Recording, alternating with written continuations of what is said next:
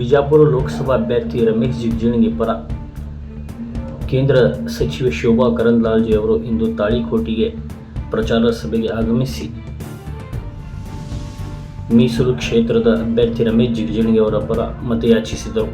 ಈ ಸಂದರ್ಭದಲ್ಲಿ ಮಧ್ಯವಿಹಾಳದ ಮಾಜಿ ಶಾಸಕರಾದ ಎಸ್ ಪಾಟೀಲ್ ನದಹಳ್ಳಿ, ವಿಜಯಪುರ ಬಿಜೆಪಿ ಜಿಲ್ಲಾಧ್ಯಕ್ಷರಾದ ಆರ್.ಎಸ್. ಪಾಟೀಲ್ ಕೂಚವಾಡ್ ಇವರಿಬ್ಬರಿಗೆ ಮತಕ್ಷೇತ್ರದ ಜೆಡಿಎಸ್ ಶಾಸಕರಾದ ರಾಜಗೌಡ ಪಾಟೀಲ್, ಸೋಮನಗೌಡ ಪಾಟೀಲ್ ಇನ್ನು ಹಲವು ಮುಖಂಡರು ಉಪಸ್ಥಿತರಿದ್ದರು. Bureau report, TLK express news, Talikote. ನಿಮಗೆ ನಿಜವಾಗಲೂ ನಾವೇನು ಸ್ವಾಭಿಮಾನ ಹಿಂದೂಗಳಾದರೆ ತಾಳಿಕೋಟೆ ನಗರದಾಗ ಎಷ್ಟು ಜನ ಯುವಕರಲ್ಲಿ ಕುಟ ಹೊಡಿತಾರಲ್ಲ, ಕುಟ ಹೊಡೆಯರು ಜೋತಿರೋರು ಮುಂದಿನ 3 ದಿನ ನಿದ್ದೆ ಮಾಡಬಾರ್ದು. 24 ಗಂಟೆ ಮನೆ ಮನೆ ಹೋಗಿ ಪ್ರತಿಯೊಬ್ಬ ಹಿಂದೂನ ಕರ್ಕೊಂಡ್ಬಂದು ಭಾರತೀಯ ಜನತಾ ಪಕ್ಷದ ಕಮಲದ ಗುರುತಿಗೆ ಮತ ನೀಡೋದು. ತಾಳಿಕೋಟೆ ನಗರದಲ್ಲಿ 5,000ಗಿಂತಲೂ ಹೆಚ್ಚು ಬಹುಮತವನ್ನು ಕೊಡ್ತಕ್ಕಂಥ ಕೆಲಸ ಈ ನಗರದ ಬಂಧುಗಳು ಮಾಡಬೇಕು ಅಂತ ಹೇಳಿ ನಿಮ್ಮೆಲ್ಲರನ್ನ ಕೈ ಮುಗಿದು ಕೇಳ್ಕೊಂಡು ನಾನು ಮಾತು ಮುಗಿಸ್ತೇನೆ.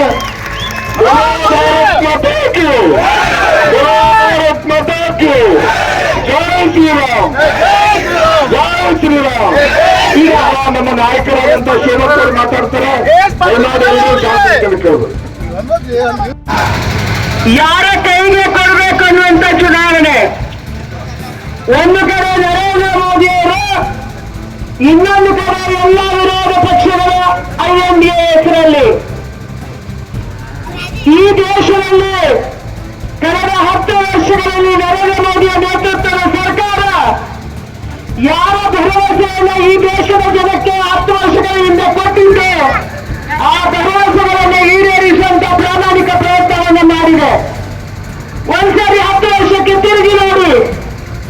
10 ವರ್ಷದ ಹಿಂದೆ ಇದ್ದಂತ ಮನಮೋಹನ್ ಸಿಂಗ್ ಸರ್ಕಾರ, ನೀವು ಇಲ್ಲಿ 40 ಜನ ಹಿರಿಯರು ಕೊಟ್ಟಿದ್ದೀರಾ, ಹಲವಾರು ಸರ್ಕಾರವನ್ನು ನೀವು ನೋಡಿದ್ದೀರಾ.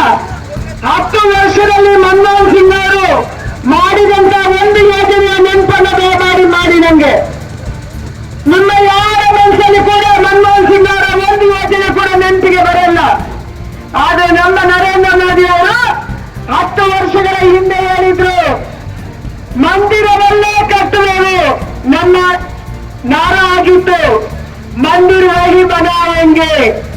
ಮೋದಿ ಅವರು 2014ರಲ್ಲಿ ನನ್ನ ಕ್ಷೇತ್ರಕ್ಕೆ ಚುನಾವಣೆ ಬಂದಾಗ ಹೇಳಿದ್ರು, ಯಾವ ಇಟ್ಟಿಗೆಯನ್ನು ನಮ್ಮ ಹಿರಿಯರೆಲ್ಲ ಒಟ್ಟು ನಾವು ಮಂದಿರ ಕಟ್ತೀವಿ ಅಂತ ಹೇಳಿದೀವಿ, ಆ ಮಂದಿರ ಕಟ್ಟಕ್ಕೆ ಕಾಂಗ್ರೆಸ್ ಅವಕಾಶ ಕೊಡ್ತಾ ಇಲ್ಲ. ಯಾಕೆಂದ್ರೆ ರಾಮನ ವಿರುದ್ಧವಾಗಿ ಸುಪ್ರೀಂ ಕೋರ್ಟ್ ಅಲ್ಲಿ ವಾದ ಮಾಡ್ತಾ ಇರುವರು ಕಪಿಲ್ ಸಿಬ್ಬಾಲ್ ಕಾಂಗ್ರೆಸ್ಸಿನ ನಾಯಕ. ಅವರು ಮಂದಿರ ಕಟ್ಟಕ್ಕೆ ಬಿಡಲ್ಲ. ಆದ್ರೆ ನನ್ನ ಸರ್ಕಾರ ಬಂದ್ರೆ ಮಂದಿರ ಎಲ್ಲಿ ಇತ್ತು, ಉಕ್ಕಡನೆ ಆಗಿತ್ತು, ಅದರ ಮಾಹಿತಿಯನ್ನು ಸುಪ್ರೀಂ ಕೋರ್ಟ್ ಕೊಡ್ತೀನಿ, ಮಂದಿರ ಅಲ್ಲೇ ಕಟ್ಟುವಂತ ನಿರ್ಧಾರವನ್ನ ಸುಪ್ರೀಂ ಕೋರ್ಟ್ ಮಾಡುತ್ತೆ ಅನ್ನುವಂತ ಮಾತನ್ನ ಹೇಳಿದ್ರು. ಇವತ್ತು ಹೇಳಿದಂತೆ ನಾವು ನಡ್ಕೊಂಡ್ವಿ. ಮಂದಿರ ಸುಪ್ರೀಂ ಕೋರ್ಟ್ಗೆ ಬೇಕಾದಂತ ಮಾಹಿತಿಯನ್ನು ಮೋದಿ ಅವರು ಕೊಟ್ಟು ರಾಮ ಪರವಾದಂತ ನಿರ್ಧಾರ ಸುಪ್ರೀಂ ಕೋರ್ಟ್ ಅಲ್ಲಿ ಆಯ್ತು. ತಾನೇ ಮಾಡಿದಂತ ಸಂಘಟನೆ ಮಾಡಿದವರು ನಮ್ಮ ಪ್ರಧಾನಿ ನರೇಂದ್ರ ಮೋದಿ ಅವರು. ಇವತ್ತು ಮಂದಿರಲ್ಲೇ ನಿರ್ಮಾಣ ಆಗಿದೆ. ಇಲ್ಲಿರುವಂತ ಹಿರಿಯರು ನೀವೇ ಕಣ್ತುಂಬ ಕೊಡಿದ್ದೀರಾ. ರಾಮನ ವಿಗ್ರಹದ ಪ್ರತಿಷ್ಠಾಪನೆ ಆಯಿತು. 370ನೇ ವಿಧಿ. ನಮ್ಮ ಮಕ್ಕಳು ಚಂದವಾದ ಚಿತ್ರ ಬರೀತಾರೆ. ಕಾಶ್ಮೀರದ್ದು ನಮ್ಮ ತಾಯಿಯ ತಲೆ, ಆದ್ರೆ ತಲೆ ನಮ್ಮ ಕೈಯಲ್ಲಿ ಇರಲಿಲ್ಲ. ದಿನ ಭಯೋತ್ಪಾದಕರು ನಮ್ಮ ಸೈನಿಕರಿಗೆ ಅವಮಾನ ಮಾಡ್ತಾ ಇದ್ರು, ಸೈನಿಕರ ಬೆನ್ನು ಕಳ್ಕೊಂತ ಇದ್ರು, ಜೀಪಿಗೆ ಕಲ್ಲು ಹೊಡಿತಾ ಇದ್ರು, ಜೀಪ್ ಮೇಲೆ ಬಂದು ಕೂತ್ಕೊಂತ ಇದ್ರು. ಆದ್ರೂ ಸೈನಿಕರಿಗೆ ಶಕ್ತಿ ಇರಲಿಲ್ಲ. ಯಾಕೆಂದ್ರೆ UPA ಸರ್ಕಾರ ಅವರ ಕೈಗೆ ಶಕ್ತಿ ಕೊಟ್ಟಿರ್ಲಿಲ್ಲ. ಬಂದೂಕು ಮಾತ್ರ ಕೊಟ್ಟಿತ್ತು, ಆದ್ರೆ ಬಂದೂಕನ್ನು ಚಲಾಯಿಸುವಂತ ಶಕ್ತಿ ಇರಲಿಲ್ಲ. ಇವತ್ತು ಭಾರತ ಸರ್ಕಾರ ನರೇಂದ್ರ ಮೋದಿ ಬಂದ ಮೇಲೆ ಅವರ ಬಂದೂಕಿಗೆ ಶಕ್ತಿ ಬಂದಿದೆ. ಆಧುನಿಕ ಬಂದೂಕಗಳಿಗೆ ಕೊಟ್ಟಿದ್ದೀವಿ. ಒಂದು ಗುಂಡು ಆಡಿರುವಂತ ಪಾಕಿಸ್ತಾನಿಗಳು ಬಾರ್ಡರಲ್ಲಿ ಬಂದ್ರೆ ಅವರಿಗೆ 4 ಗುಂಡು ಹೊಡೆದು ಉಡಾಯಿಸಿ ಅನ್ನುವಂತ ಆದೇಶವನ್ನ ನಮ್ಮ ಸರ್ಕಾರ ಕೊಟ್ಟಿದೆ.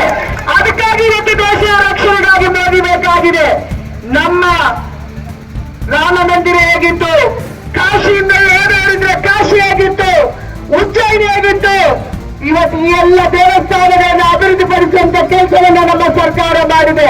ಅಷ್ಟೇ ಅಲ್ಲ, ಯಾವ ಬಡ ಮಹಿಳೆಯಲ್ಲಿ ಕೂತಿದೆ ಬಿಪಿಎಲ್ ಕಾರ್ಡ್ ಇದೆ, ಕಳೆದ 4 ವರ್ಷದಿಂದ 5 ಕೆಜಿ ಅಕ್ಕಿಯನ್ನ ಅವರ ಬಿಪಿಎಲ್ ಕಾರ್ಡ್ಗೆ ಕೊಡ್ತಾ ಇರುವಂತ ಪ್ರಧಾನಿ ನಮ್ಮ ನರೇಂದ್ರ ಮೋದಿ ಸಿದ್ದರಾಮಯ್ಯ ಅಲ್ಲ, ನೇರವಾಗಿ ಕೊಡ್ತಾ ಇದ್ದಾರೆ. ಗ್ಯಾಸ್ ಇಲ್ಲದವರಿಗೆ ಗ್ಯಾಸು, ವಿದ್ಯುತ್ ಇಲ್ಲದವರಿಗೆ ವಿದ್ಯುತ್, ಶೌಚಾಲಯ ಇಲ್ಲದವರಿಗೆ ಶೌಚಾಲಯ, ಆಯುಷ್ಮಾನ್ ಕಾರ್ಡ್, ಜನೌಷಧಿ ಕೇಂದ್ರಗಳು, ಮನೆ ಮನೆಗೆ ಜಲ್ ಜೀವನ್ ಮಿಷನ್ ಅಲ್ಲಿ ಕುಡಿಯುವ ನೀರನ್ನು ಕೊಡಬೇಕು ಅಂತ ತೀರ್ಮಾನ ಮಾಡಿ ಇವತ್ತು ಬಡವರ ಕೆಲಸವನ್ನು ನಮ್ಮ ಮೋದಿ ಮಾಡ್ತಾ ಇದ್ದಾರೆ. ಹೈವೇ ಜಾಸ್ತಿ ಆಗಿದೆ. ಹೇಳಿದ್ರು ಚಿಕ್ಕಜಿನಿ ಅಣ್ಣ ಅವರು ಬರುವ ಮೊದಲು, ನಮ್ಮ ಸರ್ಕಾರ ಬರುವ ಮೊದಲು 1 ಹೈವೇ ಇತ್ತು, ಇವತ್ತು 8 ಹೈವೇ ಆಗಿದೆ. ಹಿಂದೆ ನಮ್ಮ ರೈಲ್ವೆ ಅಂತಂದ್ರೆ ಕಪ್ಪು ವಾಸನೆ, ತಿಗಿಲೆ, ಜಿರಳೆ, ಹಳದಬ್ಬ, ಇದು ನಮ್ಗೆ ದೊಡ್ಡ ಕೀರ್ತಿ. ಆದರೆ ಇವತ್ತು ಭಾರತೀಯ ರೈಲ್ವೆಯನ್ನ ಒಂದೇ ಭಾರತ ಅಂತ ಟ್ರೈನ್ ಅನ್ನು ಕೂಡ ಓಡಿಸಿ ವಿದೇಶ ಮಾದರಿಯಲ್ಲಿ ನಮ್ಮ ರೈಲ್ವೆಯನ್ನು ಅಭಿವೃದ್ಧಿಪಡಿಸಿದ್ದೀವಿ. 74 ಏರ್ಪೋರ್ಟ್ಗಳಿದ್ದು ದೇಶದಲ್ಲಿ 65 ವರ್ಷದಲ್ಲಿ, ಮತ್ತೆ 74 ಹೊಸ ಏರ್ಪೋರ್ಟ್ಗಳನ್ನು ದೇಶ ಮಾಡಿದೆ. ಇವತ್ತು ಭಾರತದಲ್ಲಿ ವಿಕಾಸ ಆಗ್ತಾ ಇದೆ, ಅಭಿವೃದ್ಧಿ ಆಗ್ತಾ ಇದೆ. ಮೆಡಿಕಲ್ ಸೀಟ್ ಜಾಸ್ತಿ ಆಗಿದೆ. ಜಿಲ್ಲೆಗೊಂದು ಗವರ್ಮೆಂಟ್ ಮೆಡಿಕಲ್ ಕಾಲೇಜ್ ಮಾಡಬೇಕು ಅಂತ ಸರ್ಕಾರ ತೀರ್ಮಾನ ಮಾಡಿದೆ. IIT ಆಗಿದೆ, IIT ಜಾಸ್ತಿ ಆಗಿದೆ. ನಮ್ಮ ಮಕ್ಕಳ ಶಿಕ್ಷಣಕ್ಕೆ ಆದ್ಯತೆ. ಕೊರೋನಾ ಅಂತ ಸಂದರ್ಭದಲ್ಲಿ ಕೂಡ ನಮ್ಮ ಆಸ್ಪತ್ರೆಗಳನ್ನು ಅಪ್ಗ್ರೇಡೇಷನ್ ಮಾಡುವಂತ, ಆಸ್ಪತ್ರೆಗಳಿಗೆ ICUಗಳ ಯೂನಿಟ್ ಜಾಸ್ತಿ ಮಾಡುವಂತ ಕೆಲಸವನ್ನ ಮೋದಿ ಸರ್ಕಾರ ಮಾಡಿದೆ ಬಂದಿದ್ದಾರೆ. ಬಡವರ ಕೆಲಸಕ್ಕಾಗಿ ಮೋದಿ ಬೇಕು, ದೇಶದ ರಕ್ಷಣೆಗಾಗಿ ಮೋದಿ ಬೇಕು. ವಿದೇಶದಲ್ಲಿ ಭಾರತದ ಪ್ರಧಾನಿ ಹೋಗಿ ಸಾಲ ಕೇಳಕ್ಕೆ ಬಂದಿದ್ದಾರೆ ಅಂತ ಹೇಳ್ತಿದ್ರು. ಇವತ್ತು ಪ್ರತಿಯೊಂದು ದೇಶ ಕೂಡ ಅಂತಾರಾಷ್ಟ್ರೀಯ ವೇದಿಕೆಗಳಲ್ಲಿ ನಮ್ಮ ಮೋದಿಯ ಮಾತನ್ನ ಕೇಳಿ ನಿರ್ಧಾರ ತಗೊಳ್ಳುವಂತ ಒಂದು ಸಂದರ್ಭ ನಿರ್ಮಾಣ ಮಾಡಿದೆ. ಅಂದ್ರೆ ವಿದೇಶದಲ್ಲಿ ಗೌರವ ಸಿಗುವುದಕ್ಕಾಗಿ ಮೋದಿ ಬೇಕಾಗಿದೆ. ನಾನು ನಿಮ್ಮ ಒಂದೇ ಪ್ರಾರ್ಥನೆ ಮಾಡುದು, ನಿಮ್ಮೆಲ್ಲರಿಗೆ ಮೋದಿ ಬೇಕು ಅಂತ ಅನಿಸಿದೆ. ಆದ್ರೆ ನೀವಾಗಿ ಲೋಕಸಭೆಯಲ್ಲಿ ಕೈ ಎತ್ತಕ್ಕಾಗಲ್ಲ. ಕೈ ಯಾರು ಎತ್ತಬೇಕು? ನಮ್ಮ ರಮೇಶನ ಜಿಗಜಿಗಿನಿಯವರು ನಮ್ಮೆಲ್ಲರ ಸಲುವಾಗಿ ಅವರು ಹೋಗಿ ಕೈ ಎತ್ತಬೇಕು. ಆಗ ಮೋದಿ ಪ್ರಧಾನಮಂತ್ರಿ ಆಗ್ತಾರೆ. ಮೋದಿ ಹೇಳಿದ್ದಾರೆ, ಮುಂದಿನ 5 ವರ್ಷದಲ್ಲಿ ಭಾರತವನ್ನ ಒಂದು ವಿಕಸಿತ ಭಾರತಕ್ಕಾಗಿ ನಾನು ಅಡಿಪಾಯ ಹಾಕ್ತೀನಿ, ಗಟ್ಟಿಯಾದಂತ ಬಲಿಷ್ಠ ಭಾರತವನ್ನ ಕಟ್ತೀನಿ. ಸ್ವಾತಂತ್ರ್ಯೋತ್ಸವದ 100ನೇ ವರ್ಷ 2047 ಆಚರಣೆ ಮಾಡುವ ಸಂದರ್ಭದಲ್ಲಿ ಭಾರತ ಮತ್ತೊಂದ್ಸರಿ ವಿಶ್ವಗುರು ಹೋಗ್ಬೇಕು, ಆ ರೀತಿಯ ಪ್ರಯತ್ನವನ್ನ ಮಾಡ್ತೀನಿ ಅಂತ ಮೋದಿ ಹೇಳಿದ್ದಾರೆ. ಮೋದಿ ಹೇಳ್ತಾರೆ, ನಾನು ಇರ್ತೀನ ಇಲ್ಲ ಗೊತ್ತಿಲ್ಲ, ಆದ್ರೆ ಈ ಭಾರತ ಮುಂದುವರಿಬೇಕು, ಭಾರತ ಅಭಿವೃದ್ಧಿ ಹೊಂದಬೇಕು, ಭಾರತ ಗಟ್ಟಿಯಾಗಬೇಕು, ಭಾರತಕ್ಕೆ ವಿದೇಶದಲ್ಲಿ ಗೌರವ ಸಿಗಬೇಕು, ನಮ್ಮ ಮಹಿಳೆಯರು ನಮ್ಮ ಮಕ್ಕಳು ನೆಮ್ಮದಿಯಾಗಿ ಬದುಕಬೇಕು. ಮೋದಿ ಅವರು ಹೇಳಿದ್ದಾರೆ, ನಂಗೆ ಇನ್ನು ಮುಂದೆ 4 ಜಾತಿ ಧರ್ಮ ಹೊರದಾಡಬೇಡಿ. ಯಾವ ಜಾತಿ 4? ಮುಂದಿನ ವರ್ಷಗಳಲ್ಲಿ ಮಹಿಳೆಯರ ಸಲುವಾಗಿ ನಾನು ಕೆಲಸ ಮಾಡ್ತೀನಿ, ಯುವಕರ ಸಲುವಾಗಿ ನಾನು ಕೆಲಸ ಮಾಡ್ತೀನಿ, ರೈತರ ಸಲುವಾಗಿ ನಾನು ಕೆಲಸ ಮಾಡ್ತೀನಿ, ಬಡವರ ಸಲುವಾಗಿ ಕೆಲಸ ಮಾಡ್ತೀನಿ. ಜಾತಿ ನೋಡಲ್ಲ, ಧರ್ಮ ನೋಡಲ್ಲ. ಈ ದೇಶ ಅಭಿವೃದ್ಧಿ ಆಗ್ಬೇಕಂದ್ರೆ ಪ್ರತಿಯೊಂದು ಕೊಂಡಿ ಕೂಡ ಕಟ್ಟಿ ಆಗ್ಬೇಕು, ಪ್ರತಿಯೊಂದು ರಾಜ್ಯ ಕೂಡ ಕಟ್ಟಿ ಆಗ್ಬೇಕು, ಆಗ ದೇಶದ ಅಭಿವೃದ್ಧಿ ಆಗುತ್ತೆ.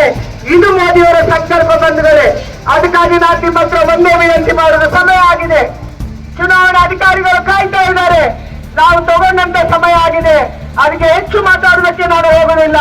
ನಾನು ಒಂದೇ ವಿನಂತಿ ಮಾಡುದು, ಈ ಚುನಾವಣೆ ಈ ದೇಶವನ್ನ ಭದ್ರ ಮಾಡುವಂತ ಚುನಾವಣೆ. ಅವತ್ತು ವಿಜಯನಗರ ಸಾಮ್ರಾಜ್ಯದ ಕಾಲದಲ್ಲಿ ಯುದ್ಧವನ್ನ ಕಳ್ಕೊಳ್ಳುವುದಕ್ಕೆ ಎಂತ ಕಷ್ಟ, ಮತ್ತೊಂದ್ಸರಿ ತಪ್ಪಾಗಬಾರ್ದು ಅಂದ್ರೆ ಮತ್ತೊಂದು ದುಸ್ಥಿತಿ ನಿರ್ಮಾಣ ಆಗೋಕ್ಕೆ ನಾವು ಬಿಡಬಾರ್ದು. ಅದಕ್ಕಾಗಿ ಈ ಹೋರಾಟವನ್ನು ನಾವು ಮಾಡಬೇಕಾಗಿದೆ. ಗಟ್ಟಿಯಾಗಿ ನಿಂತು ನಮ್ಮ ಆಚಾರ ಉಳಿಸಬೇಕು, ಬಡವರ ಕೆಲಸ ಆಗ್ಬೇಕು, ನಮ್ಮ ಮತ ಮಂದಿರ ಉಳಿಬೇಕು, ನಮ್ಮ ಕಾರ್ಯಮಟ್ಟ ಯಾವ ಸೈನಿಕ ಮತ್ತೆ ದೇಶದ ಗಡಿ ಕಾಯ್ತಾ ಇದ್ದಾನೆ ಅವನು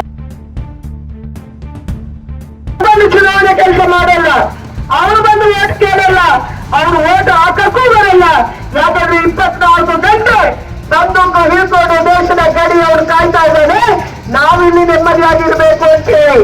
ಆದ್ರೆ ಅವರ ಮನಸ್ಸಲ್ಲಿರುವಂತ ಭಾವನೆಯನ್ನು ಯಾರು ಈಡೇರಿಸಬೇಕು, ಯಾರು ಕೆಲಸ ಮಾಡಬೇಕು, ಯಾರು ಮೋದಿ ಸರ್ಕಾರ ತರಬೇಕು, ಆ ಜವಾಬ್ದಾರಿಯನ್ನ ನಾವು ಹೊರಬೇಕಾಗಿದೆ. ಇವತ್ತು ಅವನ ಸೈನಿಕರ ಕೈಗೆ ಬಲ ಕೊಟ್ಟಂತ ಮೋದಿಗೆ ನಾವು ಬಲ ಕೊಡಬೇಕಾಗಿದೆ. ಅದಕ್ಕಾಗಿ ನಾನು ತಾಳಿಕೋಟೆ ಜನಕ್ಕೆ ಒಂದೇ ಪ್ರಾರ್ಥನೆ ಮಾಡ್ತೀನಿ, ತಾಳಿಕೋಟೆಯಲ್ಲಿ ಇಷ್ಟೇ ಜನ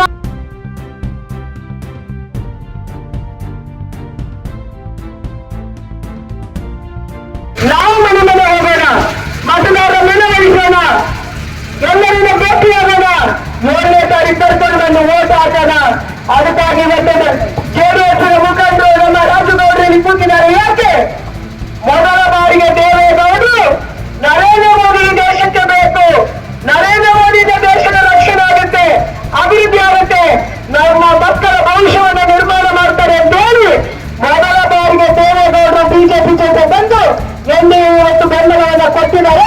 ಅದಕ್ಕಾಗಿ ರಾಜಗೌಡರು ಇಲ್ಲಿ ಬಂದು ಕೂತಿದ್ದಾರೆ. ಇವತ್ತು ನಮ್ಮ ಶಕ್ತಿ ಜೆಡಿಎಸ್ನ ಶಕ್ತಿ ಒಟ್ಟಾದ್ರೆ ನಮ್ಗೆ ಡಬಲ್ ಶಕ್ತಿ ಬರುತ್ತೆ. ಅದಕ್ಕಾಗಿ ಇವತ್ತು ರಮೇಶ್ ಜಿಗಜಿಗಿಯವರನ್ನ ಲಕ್ಷಾಂತರ ಅರ್ಥದಲ್ಲಿ ನಾವೆಲ್ಲರೂ ಸೇರಿ ಗೆಲ್ಲಿಸಬೇಕು. ಅದಕ್ಕಾಗಿ ಕೆಲಸ ಮಾಡಬೇಕು, ಮೋದಿ ಕೈಯನ್ನು ಬಲಪಡಿಸಬೇಕು. ನಮ್ಮ ರಮೇಶನ್ನ ಜಿಗಜಿಗಿಯವರು ನಮ್ಮೆಲ್ಲರ ಕೈಯಾಗಿ ಹೋಗಿ ಮೋದಿಗೆ ಕೈ ಎತ್ತುವಂತ ಕೆಲಸ ಆಗ್ಬೇಕಾಗಿದೆ. ಅದಕ್ಕಾಗಿ ನಾನು ನಿಮ್ಮಲ್ಲಿ ಪ್ರಾರ್ಥನೆ ಮಾಡ್ತೀನಿ, ದಯಮಾಡಿ ಇನ್ನು 2-3 ದಿನಗಳ ಕಾಲ ಸಮಯ ಕೊಡಿ.